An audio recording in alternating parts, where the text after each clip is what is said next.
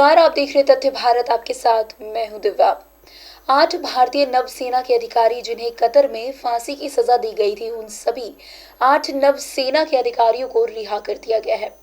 इस मामले की जानकारी देते हुए पूर्व केंद्रीय कानून मंत्री रविशंकर प्रसाद ने बताया कि प्रधानमंत्री नरेंद्र मोदी की पहल पर कतर की सरकार ने इन सभी भारतीय अधिकारियों को रिहा करने की पहल की है, जो काबिले तारीफ है।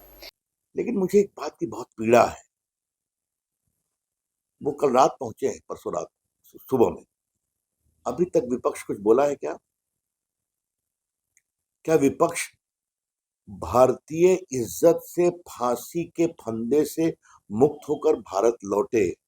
तो किसी पार्टी के नहीं थे। वो नेवी के कमांडर और कैप्टन थे जो वहां एक कंसल्टेंसी फर्म में काम कर रहे थे, जिनको एक झूठे जासूसी केस में फंसाया गया था। क्या विपक्ष को यह भी नहीं लगता कि इसके लिए दो सद्भावना के शब्द कहें? अगर मोदी जी से इतनी उनकी नफरत है तो ये भी तो कह सकते थे कि हम उन सारे भारत के जो कमांडर्स, नेवी के कैप्टन्स हैं रिटायर्ड, उनके भारत आने का स्वागत करते हैं। ये क्या मतलब है इसका? विपक्ष हमें कहता है कि हम सोच हमारी छोटी है, नरेंद्र मोदी जी की सरकार की सोच बड़ी है।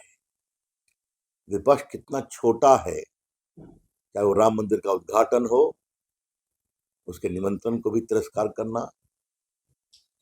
और ये तो क्षमा करें, एक इस्लामिक कंट्री ने छोड़ा था ना, इसमें तो वोट बैंक नहीं है ना। लेकिन मोदी जी की सरकार ने कुछ किया है तो हम कभी उसके लिए साधुवाद कह ही नहीं सकते। यह है इनकी छोटी समझ, यह है इनकी छोटी बुद्धि। इसीलिए अभी तक कर्पूरी ठाकुर को जो सम्मान मिला भारत रत्न का, जो अडवाणी जी को मिला, चरण सिंह जी को मिला, इस पर उन्होंने खुलकर स्वागत किया क्या? तो ये पहला विषय मुझे बताना था। प्लीज प्लीज उनकी रिहाई के लिए कोशिश करेंगे।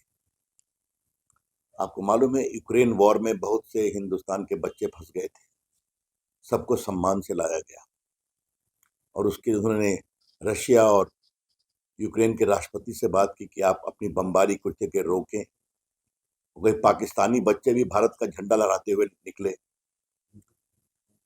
जो इराक वार हुआ था, जो नर्सेस फंस गई थी, आपको मालूम है, उससे मोदी जी ने पूरा निकाला अपने हस्तक्षेप से बात कर करके।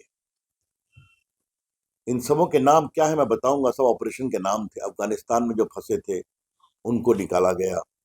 आपकी जानकारी के लिए, जो अभिनंदन हमारे F-16 का पायलट था, पाकिस्तान में जा गिरा। एक दिन में पाकिस्तान को छोड़ना पड़ा, एक दिन में। फिर 46 नर्सें भारतीय फंसी हुई थी केरल में ISI के वॉर के बाद। आपको मालूम है, उनको भी छुड़ाने में प्रधानमंत्री जी ने व्यक्तिगत पहल की और उनको रिहा किया गया। ऑपरेशन कावेरी आपने नाम सुना होगा, सूडान में जो भारतीय फंस गए थे उनको छुड़ाया गया। ऑपरेशन दोस्त, तुर्की सीरिया के भूकंप में जो लोग पीड़ित थे उनके लिए ऑपरेशन दोस्त चलाया गया। ऑपरेशन गंगा, मैंने बताया, जो बच्चों को रूस यूक्रेन के युद्ध में निकाला गया। ऑपरेशन देवी शक्ति, अफगानिस्तान में जो हिंदू फंसे हुए थे लगभग 700, उनको लाया गया। ऑपरेशन वंदे भारत में, ये बहुत बड़ी बात आपको याद होगा, कोरोना काल में जो हिंदुस्तानी फंसे हुए थे उनको लाया गया।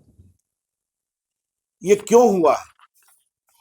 ये विपक्षी टॉन्ट करते थे कि नरेंद्र मोदी प्रधानमंत्री बनेंगे तो भारत की फॉरेन पॉलिसी को संभालने का उनका क्या अनुभव है। आज नरेंद्र मोदी की अगुवाई में भारत की विदेश नीति इतनी प्रभावी बनी है कि दुनिया में भारत की ताकत ही नहीं बढ़ी है, भारत का कूटनीतिक महत्व, स्ट्रैटेजिक इंपॉर्टेंस भी बढ़ा है। और ये इसीलिए है कि नरेंद्र मोदी जी कुछ बात कहते हैं, दुनिया उनकी बात सुनती है। और ये ऐसा नहीं है, 6 से अधिक इस्लामिक कंट्रियों ने अपने देश का सर्वोच्च पुरस्कार हमारे प्रधानमंत्री नरेंद्र मोदी जी को दिया है। तो आज हमें बहुत गर्व है अपने प्रधानमंत्री के नेतृत्व पर कि भारतीय कहीं भी दुनिया में हो, किसी परिस्थिति में फंसा हो, भारत सरकार उनके लिए खड़ी रहेगी और उनको भारत लाएगी और उनको हर सहयोग देगी। देश की जनता के मन में कोई संदेह नहीं है कि इस बार 400 के पार। और बिहार में तो हम 40 की 40 लोकसभा जीतेंगे। लेकिन कांग्रेस पार्टी का क्या है, चले हैं देश को जोड़ने में, तो उन पर आजकल कम बोलता हूं। वहीं कांग्रेस दल से भाग रहे नेताओं पर तंज कसते हुए पूर्व केंद्रीय कानून मंत्री रविशंकर प्रसाद ने कहा कि आज हालात ऐसे हैं कि कांग्रेस दल को छोड़कर उनके ही नेता भाग रहे हैं। उसके बाद भी कांग्रेस एकजुट होने की बात कर रही है। हालात ये है कि कांग्रेस अपना घर संभाल नहीं पा रही है और दूसरों के घर में झांक रही है। वहीं बिहार विपक्ष के द्वारा फ्लोर टेस्ट के दौरान लगाए गए हॉर्स ट्रेंडिंग मामले पर बोलते हुए रविशंकर प्रसाद ने कहा कि वो जांच का विषय है। खुद विपक्ष में शामिल विधायक ही बोल रहे हैं कि क्या क्या हुआ है और इसको लेकर पटना में एफआईआर भी दर्ज हुआ है। फिलहाल इस खबर में इतना ही। अन्य खबरों के लिए ऐसे ही हमारे साथ बने रहे और देखते रहे तथ्य भारत। धन्यवाद।